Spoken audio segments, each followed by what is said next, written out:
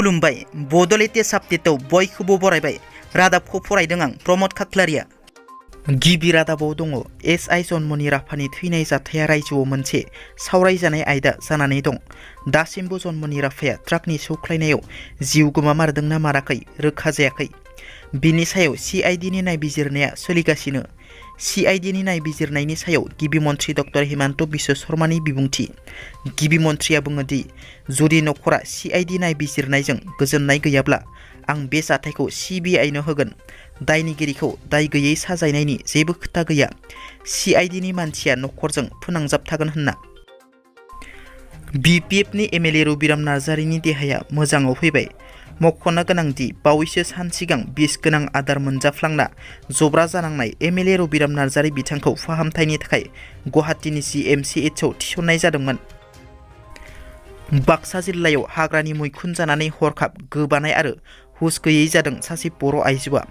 बाक्सा जिल्ला गबरथना पुलिस थानानि बेन्दोंआव थानाय खारिजा बिजनि हालाम सामथाइबारि गामिनि 127 नं थाकुवा गुदि फरायसालिनि गाहाय फोरोंगिरि मुस्रिमा अरनिया रामसियारि बिथाङा दिनै फुंनि ओंखाम जानायजों हाग्रानि मैखुन एवना जादोंमोन। नाथाय ओंखाम जाखांनायनि उनाव बिथाङा गोब्राब थासारियाव गोग्लैयो। लोगो लोगो बिथां आरो बिथांनि सासेल' अनजालि फिसाजो थरायना रिंखांस्रि बसुमतारि बिथांखौबो बरपेटा रड देहा फाहामसालियाव थिसननाय जायो। मिथिनो मोननाय बादिब्ला फिसाजो रिंखांस्रि बसुमतारि बिथांनि सोलेरा दायो एसे मोजाङाव फैबाय। गुजरातनि सुरतआव मोनसे गिख्रंथाव जाथाय जादों। सासे हाबा जाखानाय हौवाया गोसो थोनाय सिख्लाखौ जिनाहारि खालामनानै सिख्लानि आथुनाव बानलु गुन्दै सारनानै होयो। मिथिनो मोननाय बादिब्ला निकुन्ज कुमार अमृत भाई पाटेल मुंनि सासे बिसि गोनांखा सुबुङा बिसि थाखानानैबो सासे सिख्लाजों सोमोन्दोआव दंमोन।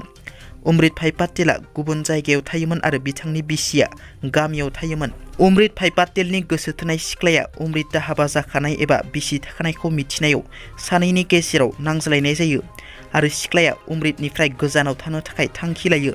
नाथाय अमृतआ रागा जोंनानै सिख्लाखौ बुयो, जिनाहारि खालामो आरो बानलु गुन्दैखौ सिख्लानि आथुनाव सारनानै होयो। उनाव सिख्लाखौ देहा फाहामसालियाव लांनाय जायो आरो दायनिगिरिखौ खायो। Assistant tax commissioner Meenakshi Kakati कलितानि थाग्रा खुलिनिफ्राय 65,37,500 रां बोखांनो हायो। मख'नो गोनांदि एसिस्टेन्ट टेक्स कमिशनार मीनाक्षी काकतिखौ एन्टि कराप्सननि हानजाया 8,000 रां घुस लानायनि दायाव हमदोंमोन। हमनायनि उनाव करप्सन ब्रान्चआ रुपनगराव थानाय मीनाक्षी काकति कलितानि थाग्रा खुलियाव सिग्रोमनायाव बे गोबां बिबांनि रांनि बिलाइखौ बोखांनो हायो। दिनैनि रादाबा एसेनोसै। नोंथांमोना जुदि आंनि रादाबखौ खोनासंनानै मोजां मोनदोंब्ला अन्नानै लाइक, शेयार आरो साबस्क्राइब खालामनो दाबाव। गोजोन्थों।